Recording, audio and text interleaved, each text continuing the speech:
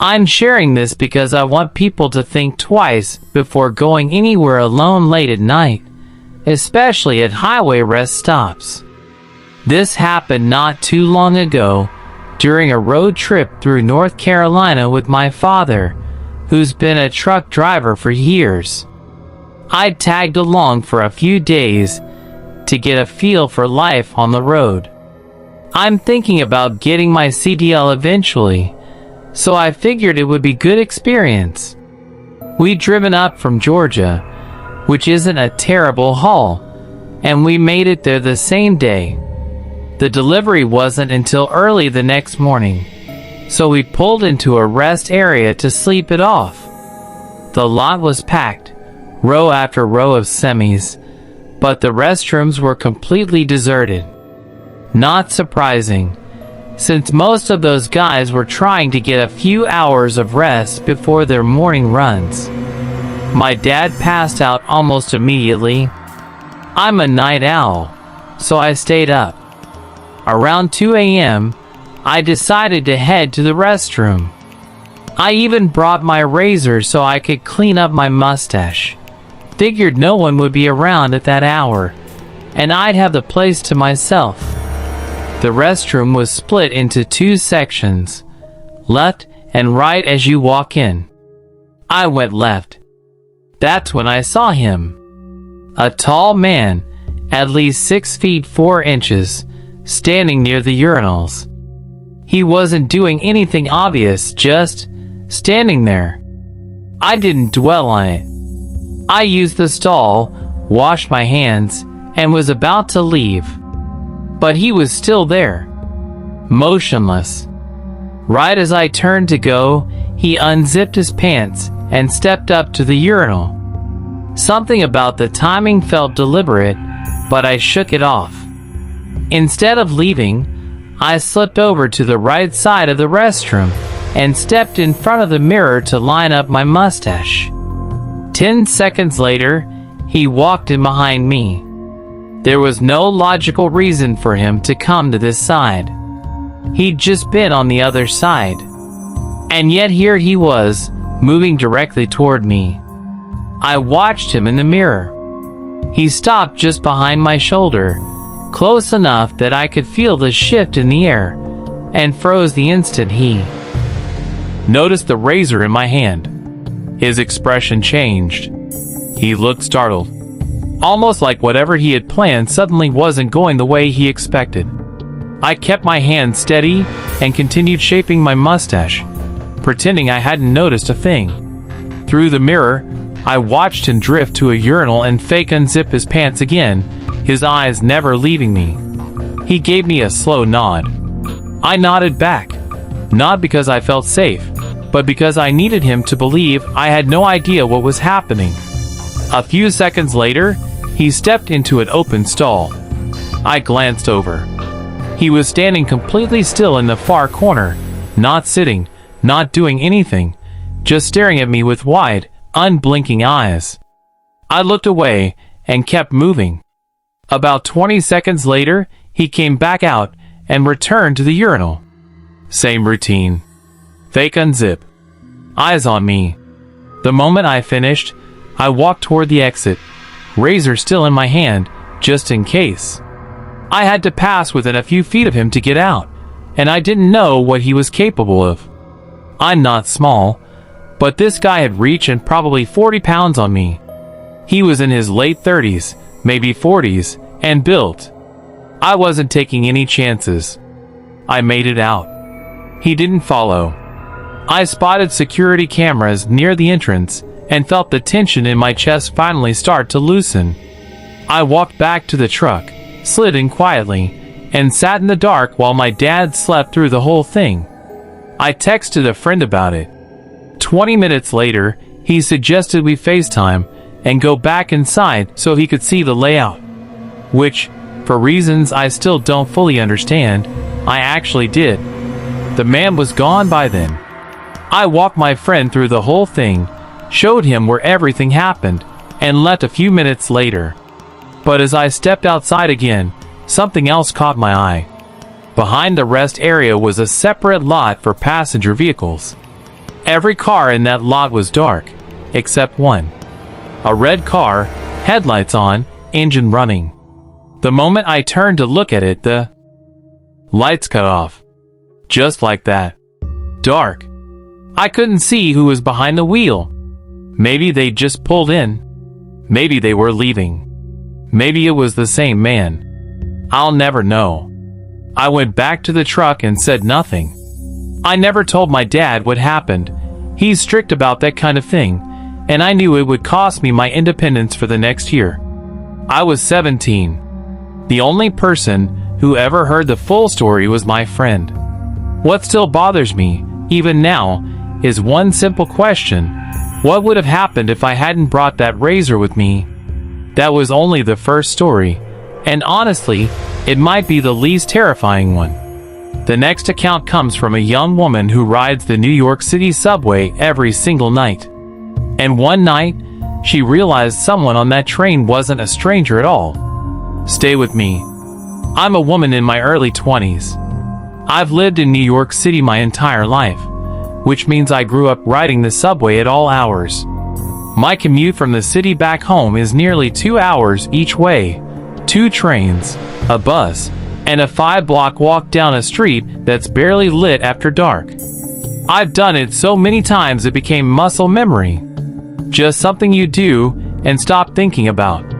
But there are 2 nights I still can't stop thinking about. The first happened on the train. I jumped on just before the doors closed, so I stayed standing near the entrance. I had both earbuds in. After a minute, I became aware of a man nearby, homeless, based on appearance, and he seemed to be saying something.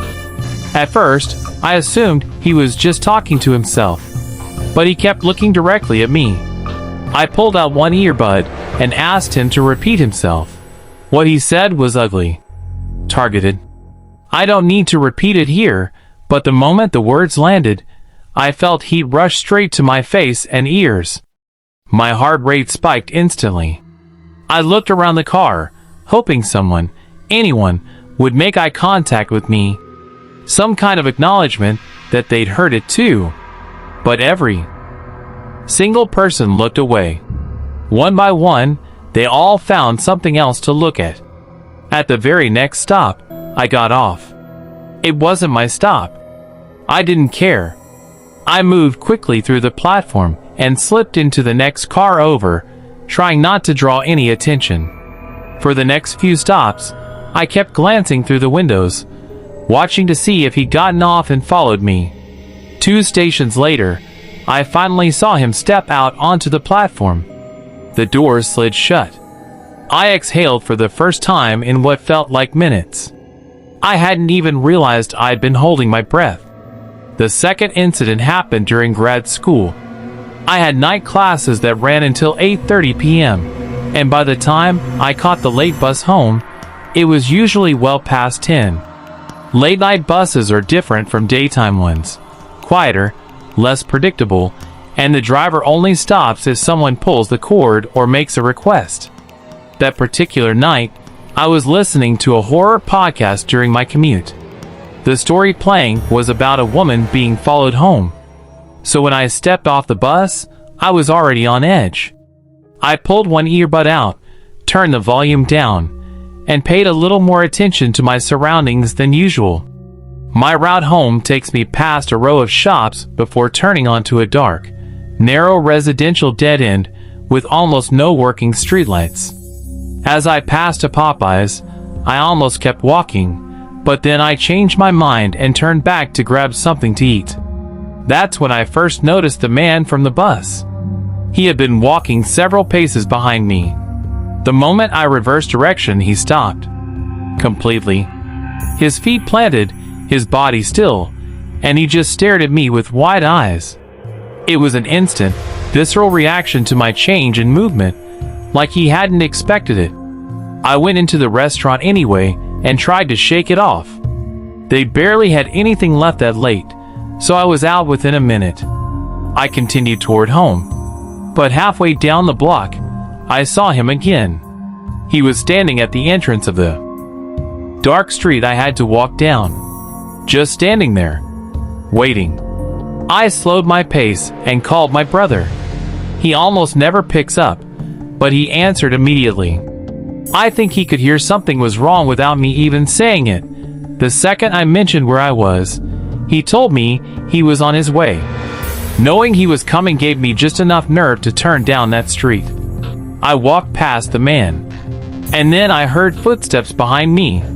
He had started moving again, matching my pace step for step. Then, quietly, he said that he loved me, followed by a low string of mumbling I couldn't make out.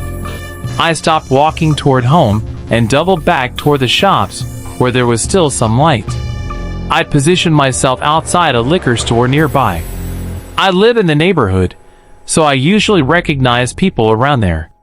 That night, I didn't see a single familiar face. The man approached me. He kept asking if I needed help, kept saying he could help me, kept stepping closer every time he spoke.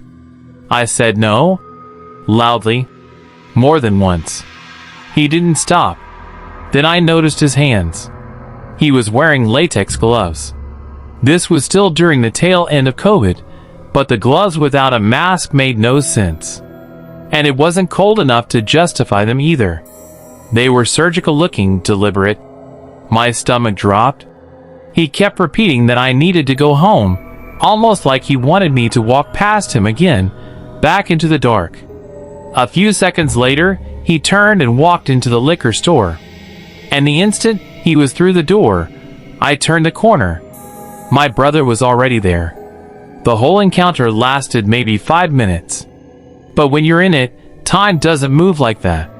It stretches. Every second has weight. 2 stories down. Both of these people made it home safely, but just barely.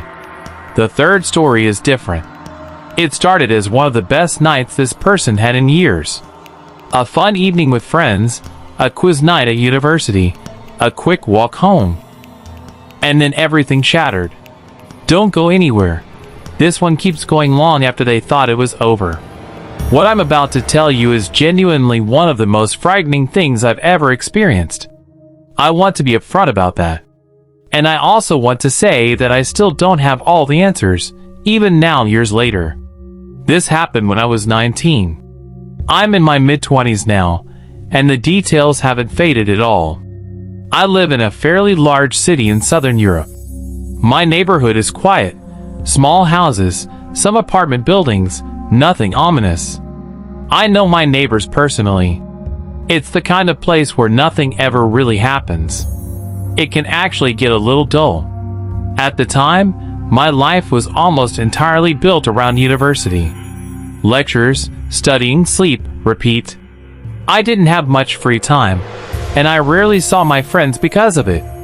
So when my parents announced they were going to visit relatives in another city for the weekend, leaving Friday afternoon and coming back Sunday, I called my friends immediately. We planned to spend Saturday at my place, order food, play video games, just decompress. But first, I had Friday to get through. I'd completely forgotten that our university's annual geography quiz was scheduled for that evening. I'd already committed to it, and I had nothing else going on, so I went. My team was 6 people. There were 10 teams total, and the hall was completely packed, way more people than I'd expected. The atmosphere was great. Free food, good energy, and honestly, a night I needed. We ended up finishing second out of 10 teams. Not bad. We took a photo, got a small award, and said our goodbyes. By the time I was walking out, I was tired but in a good mood. I rushed to catch the last subway. In my city, the metro doesn't run all night, so I was cutting it close. I made it, rode to my stop, and stepped out into the cool October air. My house was a 10-minute walk from the station. I was looking forward to microwaving some noodles and going straight to bed. I never made it there without incident.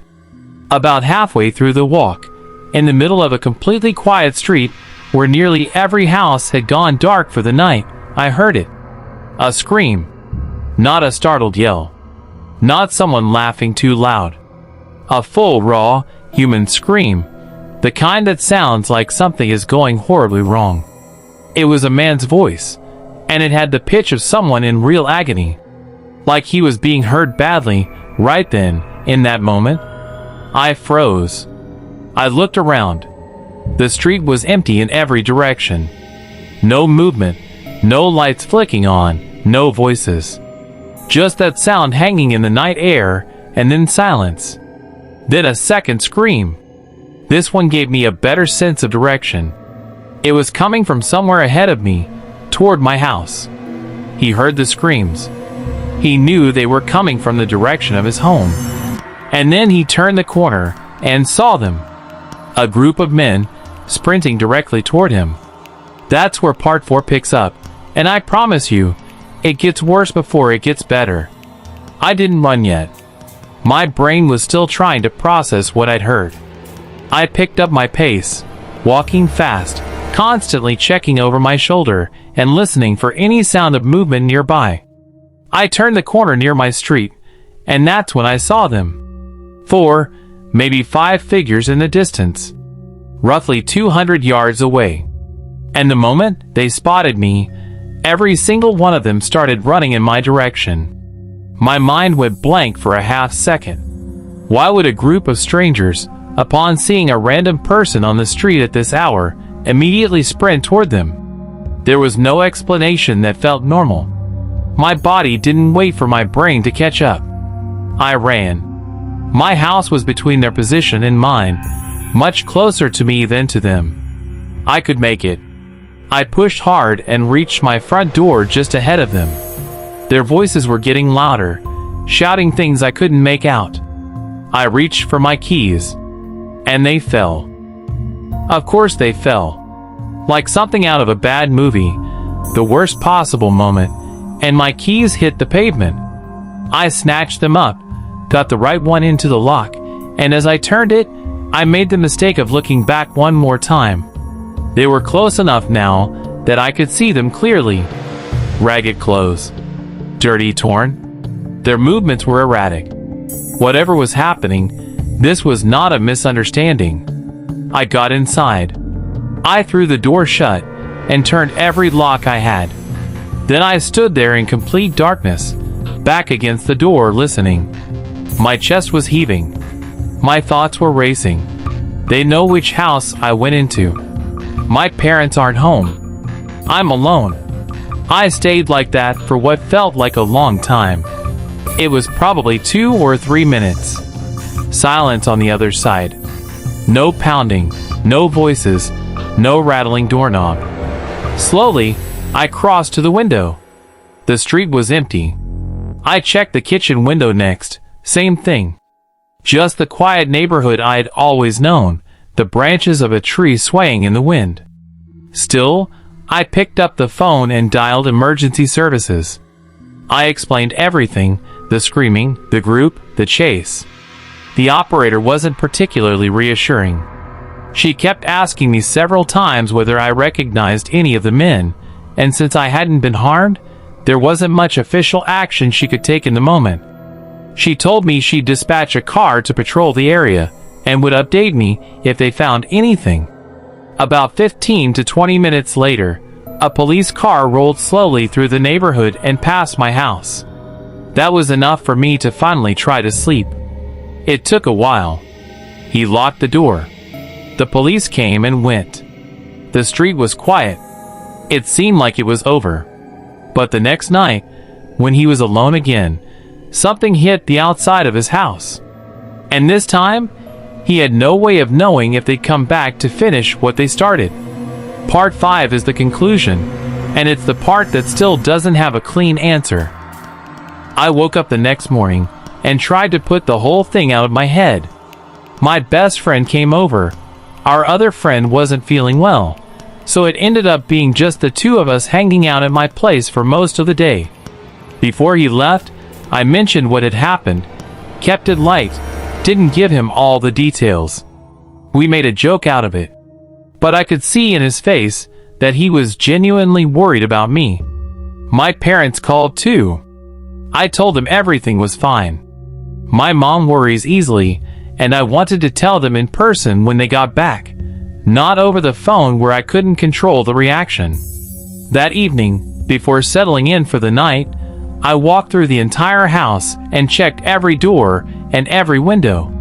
All locked. I put on a movie, pulled a blanket over myself, and slowly started to feel normal again. Then, about an hour in, I heard a loud bang from outside. It sounded like something solid hitting the exterior of the house, the way a rock sounds when it strikes a wall. I grabbed the remote and muted the TV immediately, straining to hear. Nothing followed. No voices, no footsteps, no second impact. Just silence. I sat there for a long moment trying to decide if I'd actually heard something or if the paranoia from the night before was doing the work for me. The fear that had kept me awake was starting to curdle into something else. Frustration, anger. Whatever this was, whoever these people were, I was exhausted by it. I went upstairs to my bedroom on the second floor and looked down at the street from the window. Everything looked exactly as it always did. No movement. No figures lurking. I decided to stay awake as long as I could, alert, just in case. I made it to somewhere around 4 a.m. before sleep finally took over. I woke up to the sound of the front door and my family's voices. It was already noon. I'd slept nearly 8 hours past when I normally wake up, which almost never happens. They teased me about it, asked me to help carry bags. From the car, joked that I looked half dead. Once we were all inside, I told them everything. The quiz night, the screams, the men chasing me, the second night, the bang against the house. All of it. They weren't laughing anymore. My mom's face went tight with that particular kind of worry that doesn't go away easily.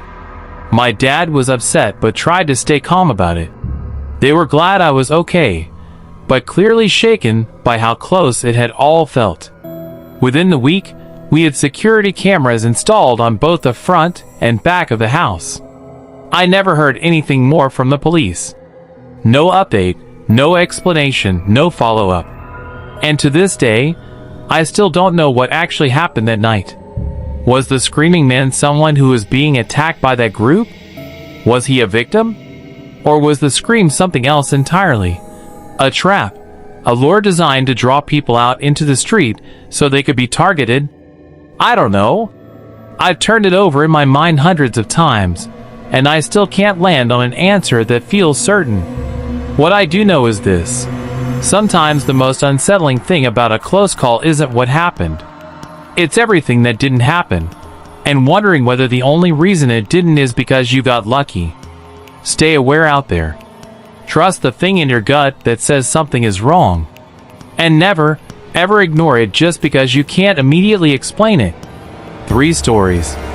3 people who made it home. But none of them were ever quite the same after.